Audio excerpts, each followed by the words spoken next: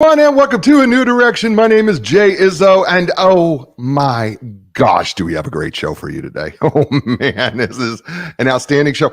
You know, I read a book a week for the show. I take notes and outline the book. I highlight the heck out of a book, and I vet every book before I put it on the show. There are some books that I read where I go, wow, this is so in alignment with who I am that it's like, why didn't I write this book? Because it's like so in alignment. And this is one of those books. Emily Sander, who's rejoining us again, by the way.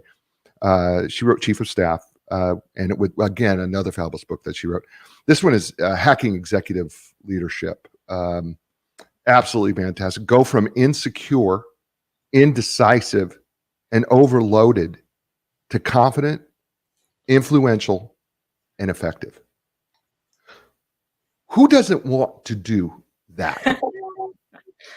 I'm just asking you out there in the audience, who does not want to go from insecure, indecisive, and overloaded to confident, influential, and effective?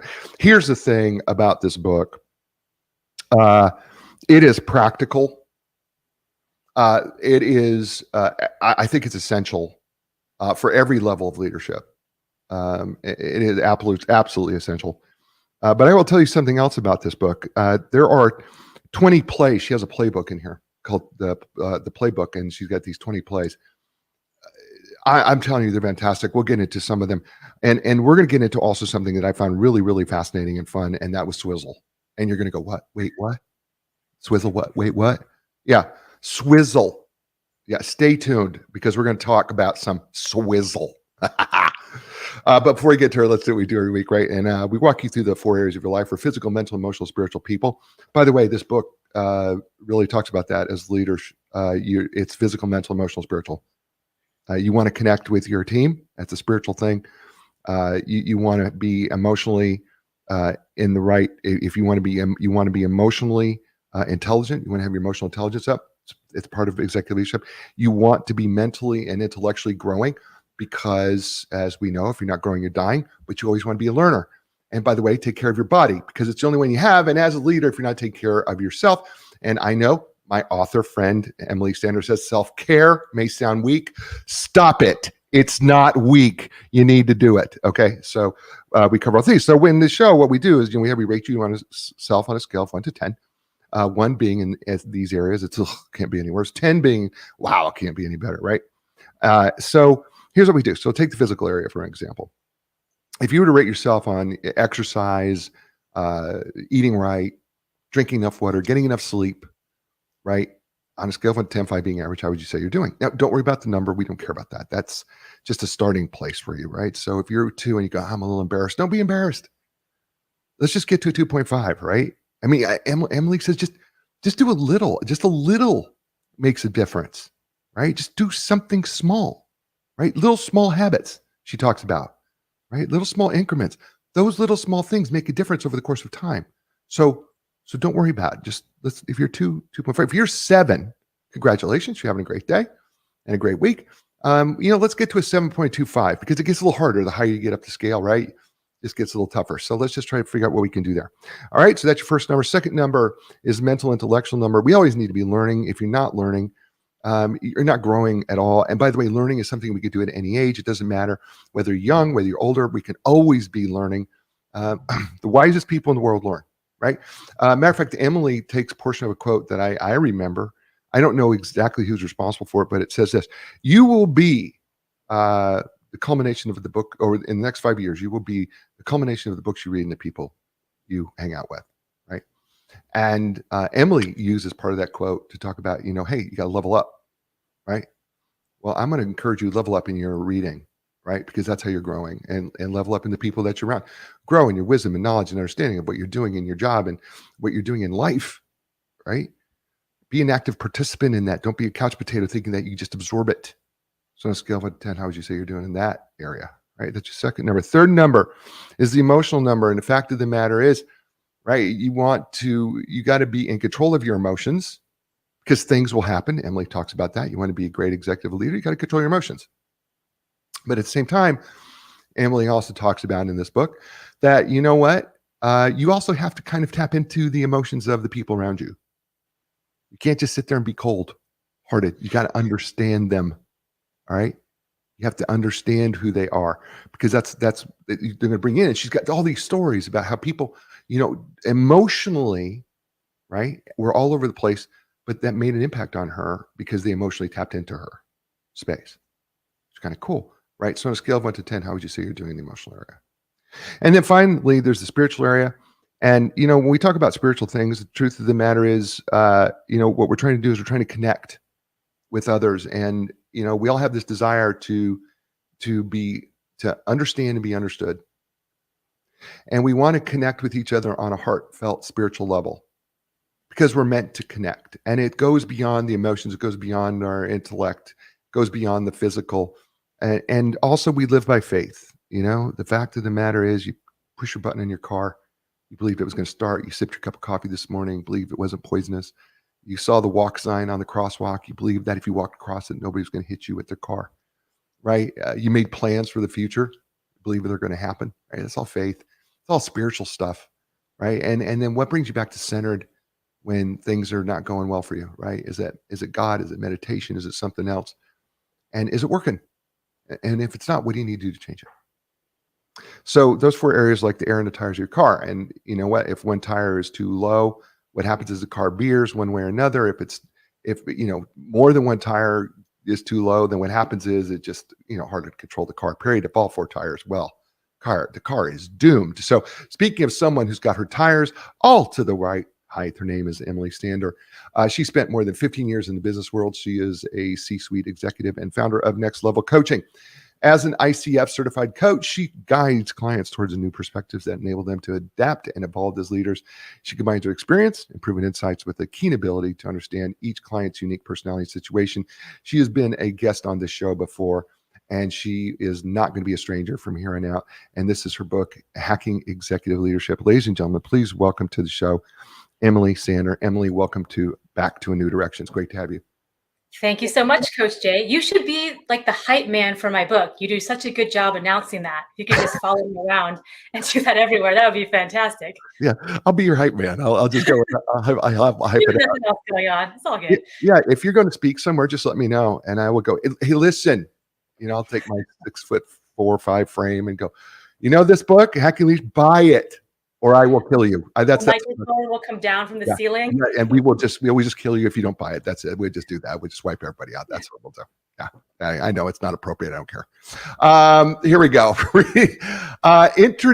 In the introduction, Emily, you make an incredibly bold statement, and it's absolutely true, because I believe it is true for me from reading this. And you say, first sentence, reading this book will change your life. Oh, well, Emily, I believe it's true. Tell us why you're so confident that you believe reading this book will change your life. I mean, think about a time when someone has said something and you're like, oh, opens up a whole new paradigm shift, right? You're looking at the prism of life or your career or whatever area you're looking at, the 4 areas you mentioned, and you see something differently for the first time. And it opens up a whole new perspective. I think some of the frameworks I have in there unlock that for people. And so if you think about, okay, if I unlock this for someone and then they believe something about themselves that they didn't believe before, and that allows them to take action they wouldn't have before, and that ripple effect throughout their whole life, that changes someone's life. If you change someone's belief, and I work in the business world, so if you change someone's career, that changes their life. So I think if you can unlock something, even if it's small, talk about small increments, even if you do a little tap over here, their whole life trajectory has just changed. I love it. And I agree with you. I didn't mean to put you on a spot like that. Well, yes, I did. But it's really is life-changing. I found it to be very, very changing. And this book is divided up into 3 sections. The first part is called Framework. And what you talk about here as a framework is this provides a foundation for how you collect, structure, and filter information experiences. And chapter 1 is entitled Failure. And you ask a fundamental question. I want to ask the audience to think about this, and then you and I will dig into it. What do you think, audience, what do you think of when you hear the word fail? I think that's a really important question that Emily asks here. And you go on to say, Emily, that some people let failure define them. Talk more about that. I mean, when most people hear failure, it's something to avoid, something to be ashamed of. It's something you don't want to admit to yourself or others. And for a lot of people, they slap that label on themselves. Hey, I wanted to go start that business and it failed, or I made that decision in life and it did not go the way I wanted it to. I failed at that. So we have all of these different events or labels that we throw on ourselves. And, you know, we can do that. And then we need to learn and grow, which I talk about in the book. We can talk about the failure loop. But if you just stop right there and you drown in your pools of pessimism in that moment, then you are letting that failure event define you. So that one single event define who you are. And those two things are very different, two completely different things. Yeah, and I think there's something that you say here that's really important. I've written about it, even in my last book. I wrote about it, and you talk about you will always feel fear. You will Yeah. always feel fear. And I have said you have to sometimes do things afraid, and you kind of echoed that feeling here too. Talk about failure's only real failure if you stop. Yeah, I mean, so the failure loop is a chain of individual loops and it's connected, and the chain goes up and to the right. So up and to the right is the direction of progress, is learning and growing, the direction we want to go until the day we die. But you'll notice in one section of an individual loop, it goes back down and to the left. So that's where it's like, oh, bleep, oh no, something has gone terribly wrong and I failed at that. And so right there, you can stop and again throw that label on yourself, feel sorry for yourself, and just curl up in a little ball and stop and disengage with life or with your personal growth. Mm. Or you can say, I'm going to learn something. I'm going to take a look at that, even if taking a look at that is painful, pull out the lessons, apply it next time, and then I've just propelled myself up the loop and I've gotten better. Now, think about that process. If you did that over and over and over again for 10, 20, 30 years in your career, in your life, would that make a difference? Mm. Yeah. If you take that to heart, you become a different person, right? So if you follow this framework of the failure loop, which redefines failure as we traditionally think about it, then that makes you a successful person. So, there's a quote in the book, and it's, I'm a successful person because I fail more times than you even try. Mm. Yeah. I think I think it's interesting, failure, and fear, and they do go together quite frequently. Uh, I think what happens is we get so emotionally attached to the outcomes, Mhm. right? And you're gonna talk about somewhere down the road in this book is that oftentimes what we do is we set a goal, we focus on that goal, and then what happens is we don't enjoy the process because we focus so heavily on the goal that what happens is it becomes a pass or fail grade when it's not pass or fail.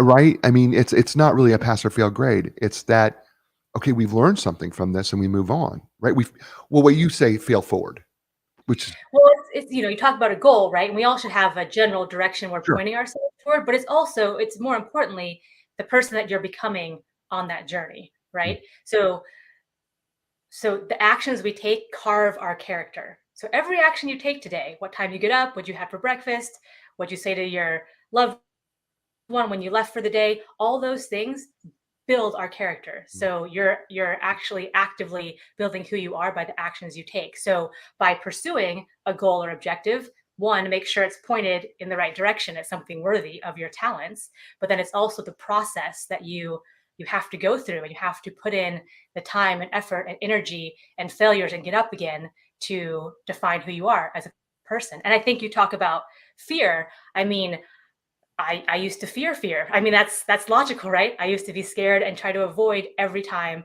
I felt uncomfortable. And now it's not a overly pleasant feeling, but I kind of like it because it means I'm headed in the right direction. yeah, And so being on my growth edge where it's like, ooh, okay, that got my attention. I'm paying attention now. It's that cocktail of excitement and also fear, that's a signal to me that I'm headed in the right direction. Yeah. I've heard it said, it's the enjoyment of deliberate discomfort. Yeah, it's a good Right. one. Right. Yeah. So let's talk about looping back up, because I love your little thing about the loops where, you kind of Yeah. going up in this line, you got this loop and you kind of go down this loop and then you got to kind of loop back up and then you go up and then you got another loop and you come go up. So let's talk about some strategies to keep in mind to loop back up. One strategy you have is called practice, which is just seems so practical. but but talk about practice and why it's so right. One way to look at failure by the bottom of the loop is to view it as a practice, is what you say. So talk about that. Yeah, I mean, if you think of that big picture, so people get myopic or microscopic and say this is all that there is, and they take that single event and say that's all that there is. But if you widen the lens and you say, okay, let me look at this over a larger period of time. Well, oh, that was a key stepping stone in getting me to where I eventually go.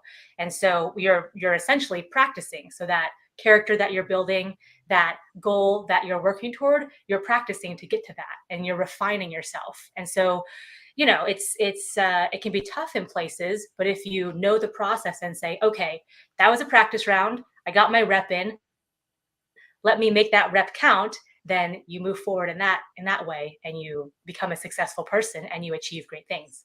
All right. The next one was turn down the volume. And you say when you're at the bottom part of the loop, remember that your internal experience is different from the external ones. Yes. So this was from personal experience and from people I've coached. I had a very noisy inner critic who would blare its nonsense over my like internal PA system, and that's all I could hear, right? It was like the only thing that it was consuming me, and I was drowning in it. And so I had to really work on, hey, that's not real. That might be happening, but that's not a real voice. And so if you can turn down the volume on that, then you allow other things in, and you can focus on more important and more positive and more helpful things. Hmm. Good. All right. Next one. I like this one too. A little hypocritical, aren't we? Yes. So I always say, think about your best friend. So someone you actually care about, you want what's best for them, and they came to you with something that they were going through, where they failed or where they were scared. Um, what would you tell that person?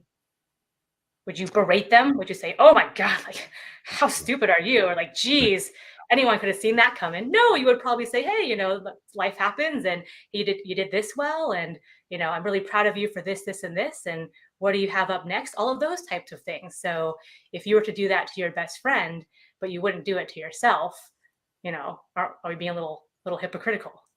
Yeah. I have said to clients, coaching clients, when they start going down this trail of self-deprecation, I said, "Would you say that to your best friend?" And they go, "Well, no, I wouldn't." I said, "Then why aren't you? Why are you not your own best friend?" Yeah, Right? Because we yeah, should be our own best friend. If you should be. wouldn't, we should be, right? We're So with each why? other Right? a long time. Yeah, I mean, it's easy. It's easier to. Hmm. I struggle with this because I was hard on myself for so long, right? So yeah, like raise your hand if you've Yeah, had that. But yeah. it's you're with yourself all the time, and if you don't believe in yourself and you don't show up that way, then why should other people believe in you? And the other realization I eventually got to is I was very self-critical. If I did one little thing, quote unquote, wrong, like I misspoke in a meeting, in a team meeting, and like I probably didn't misspeak, it was just me perceiving it that way, but I would ruminate on that over and Oh, over and over again for like days, for days. And then I got to a point where I was like, Emily, if this made you better, if raking yourselves over the coals made you better, wouldn't you be perfect by now? Because you've done so much of it. Yet you're still right here. So there must be something to that logic, right? So something's got to give. So that was a key realization for me. I I understand it. If you are saying that you're the queen of self perfectionism, then I'm the king, because I will, and I ruminate, and I can ruminate about think, oh, why did I say it that way? I know it was a better way to say it, or why'd you do that? God, you And right, and I have to stop myself, and I have to go, whoa, whoa, whoa, whoa, wait, right, and I have to remind, and folks, I'm saying this to you too because I can still do it from time to time. I have to remind myself what's in the past is in the past. I can't do anything to change about the past. I can do very little change the future. By the way, the only thing I got is today. And by the way, today beating myself up today is not is just not on the agenda. But we do have a problem with that, and so I understand it. And folks, just be your own best friend. Don't One say. one thing Go ahead. I'd say is, laugh at yourself. Laugh at Yeah, yourself, and it makes life easier. I You don't agree. take yourself so seriously, like, "Oh my gosh, I said that. That sounded weird in the meeting. Okay, move Yeah, that's a daily occurrence for me, Emily. All right. So the next, I love this one because I think so many people are guilty of this, and that is run your own race. Avoid comparing yourself to others. This one's so good, Emily.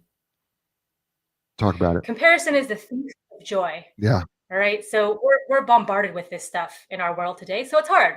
We have our phones, social media, TV, commercials, all this stuff saying, hey, look at this person's car, look at this person's car, look at this person's plane, all these different things. So it's hard not to get sucked into that. But when we do, we're essentially giving over our power to someone else. And so if you can just say, hey, I appreciate what those people bring to the table. I might use some of what they do for inspiration for myself if they're in my field of work or if they have an element of them that I want to aspire to. But really, it's my own race and kind of set your face and run your race and try to get better than you were yesterday. And that goes back to the failure loop theme, where if you keep getting better and better and better, it's hard to beat someone who doesn't give up. Yeah. And Yeah. so that's something that you just have to ingrain in who you are, and it'll serve you well. That's awesome. Her name is Emily Sander. The book, Hacking Executive Leadership. Go from insecure, indecisive, and overloaded, if that sounds like you, and then go to confident, influential, and effective. Do you want to do that? Yeah, that's the book, Hacking Executive Leadership with Emily Sander. You're joining us here on A New Direction. Hey, folks, whether you're recovering from surgery, injury, suffering everyday aches and pains, having difficulty performing activities of daily living, or maybe you're unable to perform the athletic activities you want, maybe a professional athlete or, an elite athlete who's trying to get better at what they do. Listen, the elite team at Epic Physical Therapy will customize a treatment program just for you. So when you're ready for epic relief, epic recovery, epic results, don't look any further. Go to epicpt.com. That's EPICPT.com. And Linda Craft Team Realtors for 39 years. They've been helping people all over the world transition in life. And let's be honest, every place you ever moved has been a life transition. They understand that part of it. They help take the stress out of it. They've been doing it for 39 years, right? So wherever you may live, you know what? They know the best professionals wherever you're at. Start with them. They know who you need to connect. Just go to lindacraft.com. It's LINDACRAFT.com. And we're back here on A New Direction with my friend, author, chief executive officer, chief of staff, owner, founder. Oh gosh, she's everything. She's got this great book, Hacking Executive Leadership. It's absolutely fantastic. We just got started. We were just digging into chapter 1, giving people some suggestions on how they can loop back up. And I'm going to jump over here a little bit to chapter 2 to swizzle, because I think swizzle is real important. And I think you think it's real important because I've never seen it in a book ever. Ever. Nobody's ever had a chapter entitled Swizzle. All right. So be the schnizzle and give us the swizzle. Be the schnizzle. Yes. So the reason you've never heard that word is because I made it up. And I was talking to my team and we were running around like crazy one day, and I said, guys, swizzle the PowerPoint decks together. And by context, I meant take the previous PowerPoint decks, take the most appropriate slides, and make a new one for the meeting we had that afternoon. But so that was the genesis of the word. I was like, just swizzle the decks together.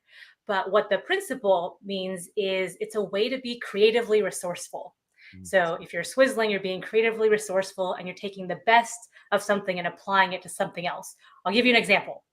I was driving in my car and listening to a podcast, and they were interviewing Floyd Mayweather, who is a champion boxer. I don't know anything about boxing. I didn't know who he was before that interview, but they were really interested in his training protocol and what he ate and his, training staff. And they wanted to know what made him the best, what makes you the champion. And he was like, no, it's not my training. No, it's not my diet, but that's pretty dialed in. He was like, you know what makes me the champion? My adaptability. Mm. I can adapt to any opponent, any round, and any punch better than anyone else. And that's what makes me the champion. And I was driving in my car, and I was like, light bulb moment. Holy cow. I'm not a boxer, but I can apply that to my world, which is business and leadership. And leaders have to be adaptable all the time. And the best leaders are some of the most adaptable. And so I took that concept and I lift and shifted it or swizzled it over into my world and said, okay, let me look at how we're adapting to industry trends. Let me know how we're adapting to reorgs and adapting to people's needs. Am I adapting my communication style to this person who I know likes communication delivered this way, and then switch it up when I'm delivering information to this other audience? So I took the adaptability concept from the Floyd Mayweather interview and swizzled that to my world, which is leadership. I, okay, I love it. Okay, first of all, I love it. Matter of fact, when I was what I do with this book is I will I have to highlight it, and then what I'll do is I'll read it from I'll read it into the dictation on the notes I'm taking. Certain things that I like that you do on this. Well, it would not take swizzle; it would say Switzerland. So I would. I would, so it just would not take swizzle. I had to write swizzle in because it says, because like I had a little statement here. It said Switzerland does not involve impersonating anyone else. And so, but it's really swizzle is what it is. Switzerland is my backup word in reality. So It's so good. There is a piece, Greg McKeon, I think is, that his book. And you talk about essentialism swizzle. yeah. Yeah, this really captured my attention. Talk to us about that. Yeah, so there's this concept called protect the asset. Mm, And in Greg McCowan's book, Essentialism, which is one of my favorite, he talks about protect the asset, and the asset is you. mm, So you are the most important because in cases of leaders, our body is the mechanism through which we express our leadership, right? mhm, And so protecting the asset. And there's this great swizzle concept where if you are working late at night, you have a big project and you're working overtime, and you're like, all right, I could pull an all-nighter and I could stay up for 4 more hours and burn the candle at both ends. And technically speaking, I'd be getting 4 more hours of work done. But you have to compare that to, what if I went home, took my mind off work for a bit, rested, got some really good quality sleep, and then came back to the project the next morning? Well, okay, you might be able to work on that the same period of time, but I bet you the quality of your work output in that second session is going to be higher. And it's because you protected the asset, which is yourself. And so you're able to show up with a fresh brain and have fresh creative ideas and almost get more done in at least the same amount of time, in 4 hours, or a shorter amount of time, and you get a better result. So protecting the asset and using that example of, hey, I could stay later or I could come back with a fresh brain is something I talk about in the book. yeah. So we might as well go here because you've opened up the door, counselor, to this. So we might as well go here because you got weight training swizzle, which you kind of Oh, which are borderlining talking about. You know, yeah. maintenance volume, maximum adaptive volume. You got maximum recovery volume, and you're starting to already go over there. So let's talk about weight training swizzle when it comes to leadership. Yes, so that absolutely corresponds with the example I gave too. So in the gym, so we're talking about like bodybuilding. So the goal is to grow more muscle. There's these different thresholds, these different principles that top bodybuilders pay attention to. And so there's like the minimum effective value, which is what it sounds like, the minimum you can do to get any effect. There's the maximum recoverable volume. That is the absolute max you can do and be able to recover from and work the next day. So there's the max. And then there's the the most effective point, the most effective volume, and that's in between the two. And so, really, what we're talking about when we're saying staying up late is you can burn yourself past your maximum recoverable volume, but by definition, you're not able to recover the next day. So, what you want to do is keep yourself in the sweet spot and say, okay, I want to be a little bit above my minimum effective volume, but I don't want to be close to burning myself out and not being able to recover. So I want to be at my most effective volume, that midpoint. So keeping yourself there and using that concept in a lot of different areas has helped me just say, okay, I could step on the gas right now, and part of me is tempted to do that, but let me be smart and stay in the game and use the most effective volume for whatever I'm doing. I was a personal trainer for a while. You. When I was young, much when I was really, really young. I was in my early 20s, I think, when I was doing it. It's about 10 years. And yeah, yeah, don't I wish that was true. Um, and I remember telling people that, they would go, "Can you train me? Can you train more? Can we train more?" And I'm like going, "No, because there is a diminishing amount of return Hmm. on the amount of training that you do." And what I found so fabulous about the weight training swizzle that you talk about is that no one would train 16 hours a day. No one. No one in their right mind would train 16 hours a day. But we're okay working 16 hours a day thinking that somehow we're getting better. And if you think about it, if you're working out for 16 hours a day, you're injuring yourself. You've gone past the point of, oh, I'm getting better, I'm pushing myself. You're like injuring your body at that point. So in the same way in the office, your brain's a muscle, your whole body's in it. It's are you taking care of that? And there's a point where, like, yes, you need to push yourself. And there might be points where you have a special project and for like a week or so, you gotta work extra hours, but working 16 hours a day ongoing, not sustainable. No, it's not. And I get it. There are days when I feel good and I can work out longer and Hmm. push myself harder, or because I feel like I need to and I can do that. But I can't sustain that. Yeah. It's not sustainable. I love that analogy though. The weight training swizzle, awesome. Awesome. Well, all of it's awesome, but it's that one really Well, got thank me. you. One more thing I'll throw in there is in the weight training world, there's kind of these two concepts. There's like you can be very program driven, so you stick to your program. So like a lot of trainers will start with that minimum effective volume. So their first workouts will be so easy. It's like that was a workout, and they'll incrementally work their way up to the effective volume and then up to the maximum recoverable volume. Some people do intuitive training. So kind of like what you said, they go in there and say, "How am I feeling today?" And they do kind of their most effective volume for that day. So that's just another thing to throw out there. If you're like, "Hey, I like a program, I like a protocol, let me run that process," cool. If you're like, "Hey, let me be more intuitive and instinctive with it," then that works too. Yeah, no, both can be really, really effective. I always tell people, there came a point in time in my training, physical training, that what happened was I I knew I started listening to my body, what my body could and couldn't do, and I knew all the exercises. So I was no longer learning exercises at that point. And so then it was like, okay, well, where can my body go? And allow myself to I can do these set of exercises. If I had an injury, I go, okay, I can't do this particular exercise, but I knew other exercises I could do. I think the same thing is true in business as well. That you have to learn to how to adapt to that. And some people are better programmed, and some people are better going, okay, I can kind of go with the flow on this, but I kind of know within my, within my fence where I can go and how far those boundaries are. And so I Yeah. love that analogy. I just think it's perfect. I love it. Yeah.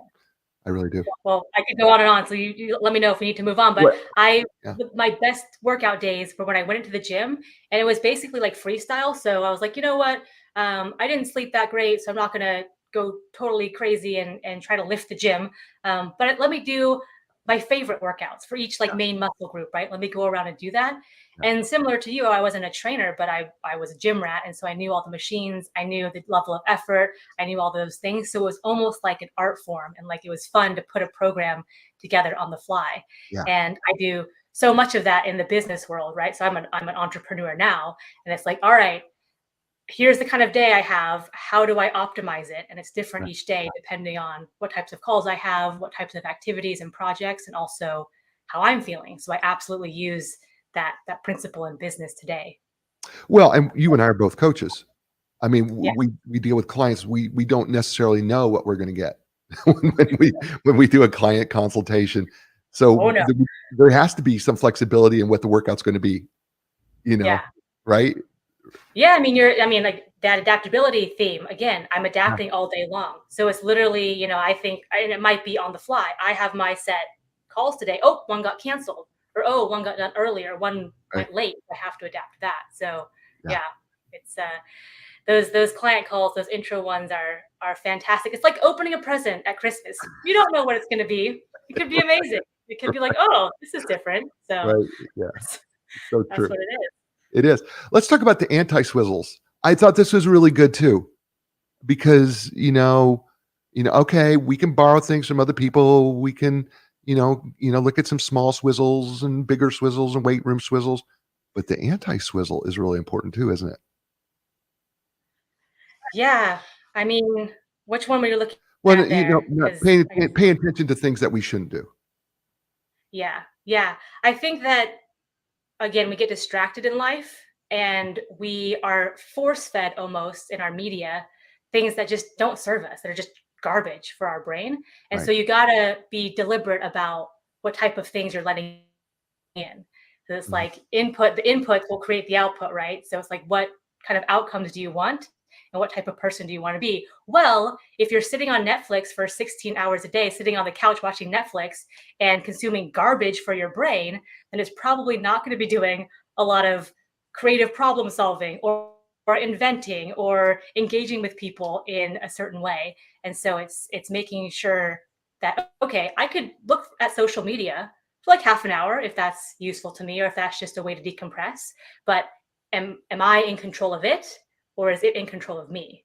And so making Mhm. sure you have those different boundaries and different markers up. So like I try to optimize my day where from the moment I wake up, I'm immersed in positive thinking. I'm immersed in positive books and things that I look at on TV and interactions that I have. And so just making sure that you're being deliberate in that way is important as well. I again, where you and I are in such alignment here. All right, so chapter 3, contact lens. Yes. What a great analogy, by the way. Beliefs, lenses are beliefs. Go, run with it. Yeah, so everyone has a belief set. So if you're listening right now and you're human and you're awake, you have a belief set. And you might not know it because it's like a contact lens, which is right on your eyeball. But everything you see, everything you're taking in, all the experiences of the world are through that lens, are through the beliefs and values that you have. And so it serves you well to take a look at that lens and say, what is the belief set I have on right now? Is that serving me? Is that the one I want? Oh, are there some hidden beliefs from childhood where it's like, okay, I was kind of given a value set from my parents, from my teachers, from my community. And some of those make sense today and I want to keep them, but oh, some of them do not. And they are not serving me well. I want to discard those and build a new one. And so taking inventory of your belief set is a great exercise for anyone to do at any point because it's kind of an ongoing process. But understanding how powerful it is. So a contact lens, like you can't see around it. You can't not see through it. It's that close to you. And contact lenses are meant so you kind of forget about them. Mm. In the same way, we kind of forget about our belief set. They're just on autopilot. They're just on our eyeball. And so I think I love that one because I've been in so many team meetings where the same events happen, the same dialogue goes on, but yet you get 12 different accounts of that meeting. And it's like, oh, interesting. Okay, you must have a certain set of experiences or biases that you're bringing to the table where I saw that very differently. So it's just something to really be aware of. I love that. Her name is Emily Sander. The book is entitled Hacking Executive Leadership. Absolutely fantastic. Uh, go from insecure and decisive and overloaded to confident, influential, and effective. I'm going to tell you what, folks, stay tuned because when we come back, we are going to talk about writing your own playbook. Ooh, yeah. You're listening to her here on A New Direction. Hey, folks, Epic Physical Therapy, my physical therapist. I think they should be yours too, by the way. You know what? Here's the deal. They offer the most advanced, top of the line equipment, including the Ultra G anti gravity treadmill, the Nortec compression sleeves, the Game Ready, my favorite. That's just a few. They're trained and certified in the most comprehensive, cutting edge treatments available, including things like blood flow restriction therapy, dry needling, cupping. That's just a few. Listen, when you're ready for your epic relief, epic recovery, epic results, do not look any further. Go to epicpt.com. It's EPICPT.com. And Linda Craft Team Realtors, 39 years, known as the legends of customer service. And I'm going to tell you something right now. They're hiring. So if you are looking for a team in the Research Triangle Park and you want to be part of a team that is constantly in the midst of growth, they like to say they're on the bleeding edge of technology. If that's interesting to you, and if you want a place where you don't have to worry about desk fees, you don't have to worry about being part of some sort of larger conglomerate where you have to pay some other fees, you know what? You don't have to do that there. Just check out lindacraftteam.com. Just go to lindacraft.com and look, and you know what? You can click on an area. It says, you know what? I want to find out more information about the team. And you know what? Join right there. So you know what? Go to lindacraft.com, lindacraft.com. And we're back here on A New Direction with my friend Emily Sander. Her book, it's so fun. Hacking Executive Leadership. It's just such a blast. I just love this book. We just don't have enough time to get through all of it, and it's a shame because it's so good. You need to get yourself a copy. It is available Amazon stores. Emily, did you do an Audible for this yet? It is an Audible, yes. So I It is. didn't narrate that one. I narrated my chief of staff one, but yes, there is an Audible version. Yeah. So for those of you who are a fan of Audible, by the way, if you go to I think it's if you go to audible.com/AND, you can get a discount and I think even a free book. AND, which stands for New Direction. You can get yourself a free Audible if you're not joined. So you can read that on the blog post of how to click on that and get yourself a free, I guess, free read, I think is what it is, or something like that. So Emily, let's talk about Chapter 4 Playbook. And as a former collegiate football player and played a little after, this was, of course, one of my favorite sections in the book, naturally. And so we've got here 20 short potential play calls in the playbook. And so are you ready to go attack some of these? Give me your favorites, yeah, because 20 is a lot. So give me your highlights. I'm not going to make you 20. Okay, so I love the first one was the 3 circles. Yes. The event, the response, and the outcome. So talk us through that because I think that was really powerful. People love that one. Okay, yeah. So 3 circles. So you've got 3 circles in a math equation. So circle 1 equals circle 1 plus circle 2 equals circle 3. Circle 1 is your external event. So something happens and you have to deal with it. That's circle 1. You actually use the equation by going to circle 3 and saying, all right, this just happened. What is my desired outcome? What do I want to have happen here? And then working from circle 3, you kind of step back and reverse engineer into circle 2, which is your action and what you say and what you do, what you don't say and what you don't do to give yourself the highest likelihood to get to circle 3.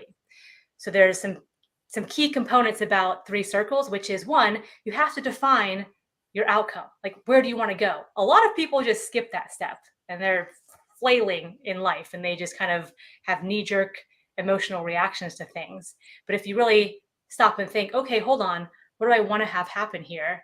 That's a great first step.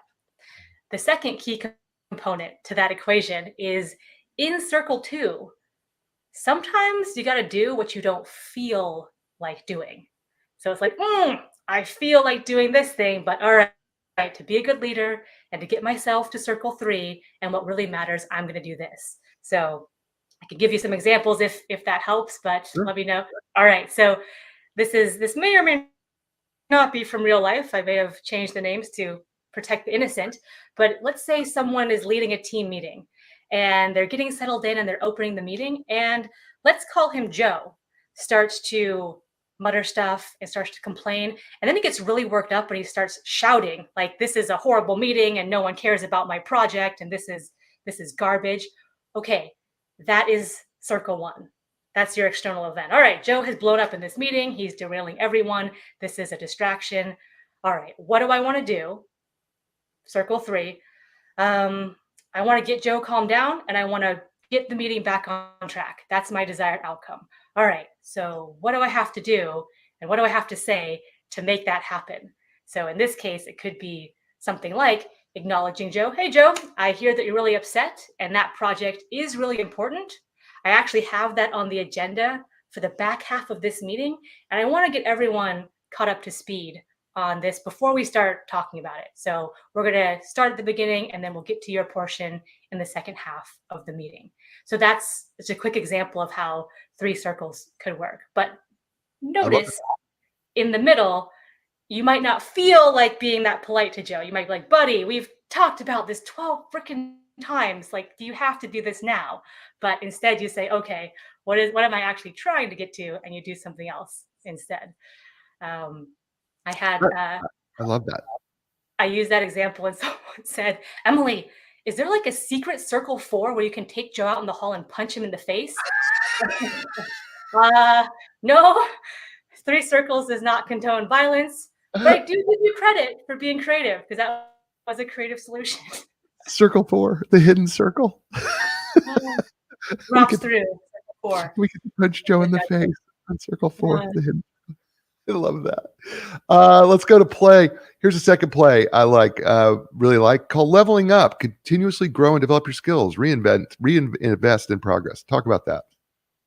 Yeah, I mean, you are an example of this. So always growing, always learning. You're reading a book every week, and I think you need to kind of put some inertia behind this, right? So if you're like, I learned some stuff, I learned what the Kardashians are up to. I learned stuff.